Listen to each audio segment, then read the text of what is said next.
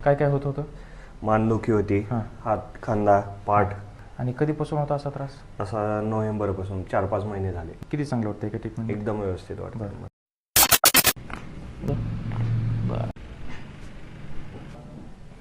बस बस बस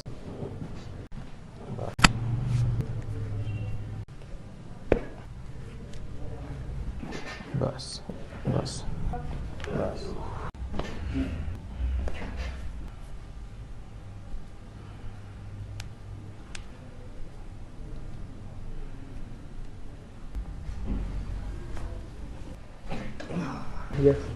okay. एकदम free झाल्यासारखं वाटतं एकदम. फ्री झालं? काय काय होत होतं?